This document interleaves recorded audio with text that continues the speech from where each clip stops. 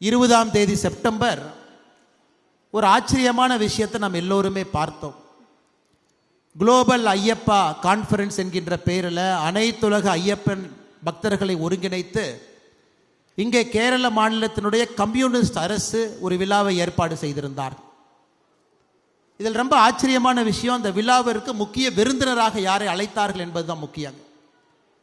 தமிழகத்தினுடைய முதலமைச்சராக இப்ப இருக்கக்கூடியவர், சனாதன தர்மத்தை வேரோடு அறுக்க வேண்டும் என்று நினைக்கக்கூடியவர், எங்களுடைய முதலமைச்சர் திரு மு.க. ஸ்டாலின் அவருடைய மகன் உதயநிதி ஸ்டாலின் சனாதன தர்மம் என்பது டெங்கு மஸ்கிட்டோ கொசுவை போன்றது, அதை ஒழித்தளிக்க வேண்டும் என்று சென்னையில் 2 ஆண்டுகளுக்கு முன்பு ஒரு நிகழ்வு நடத்தியவர்.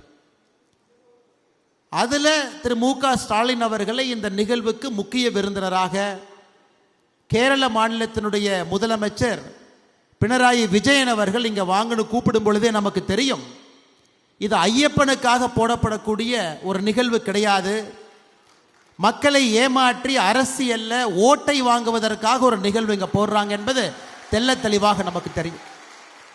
ஐயப்பனை பொறுத்தவரை நமக்கு தெரியும், நைஸ்திக் பிரம்மச்சாரி என்று சொல்லுவோம். எப்பொழுதும் எல்லா நிலையிலும் ஒரு பிரம்மச்சாரியாக இருக்கக்கூடிய குழந்தை ஐயப்பனை பார்ப்பதற்கு ஆண்டாண்டு காலம் கோடிக்கணக்கான மக்கள் இங்கே வர்றாங்க. இந்த நைஸ்திக் பிரம்மச்சாரியை பொறுத்தவரை அவரை பாதுகாக்க வேண்டிய கடமை நமக்கு இருந்தாலும் கூட அவர் எப்பொழுதும் குழந்தை முகத்தோடு இன்முகத்தோடு இங்கிருந்து சபரிமலையில் பக்தர்களுக்கு ஆண்டாண்டு காலமாக செய்தியை சொல்றாங்க. ஆனால் திரு ஸ்டாலின் அவர்களையும் திரு பினராயி விஜயன் அவர்களையும் நான் அவர்களை எப்படி அழைப்பேன் என்று சொன்னால், நாஸ்திக் டிராமாச்சாரி என்று தான் அழைப்பேன். அதாவது நாத்திகத்தை விரும்பக்கூடிய, டிராமா நடத்த வேண்டும் என்று நினைக்கக்கூடிய 2 நபர்கள் இணைந்து நாஸ்திக் டிராமாச்சாரியாக இந்த நிகழ்வை நடத்தி முடித்திருக்கின்றார். அது அந்த நிகழ்வை பார்க்கும் பொழுது யாரும் வரவில்லை, இருக்கைகள் எல்லாம் காலியாக இருந்ததுங்க.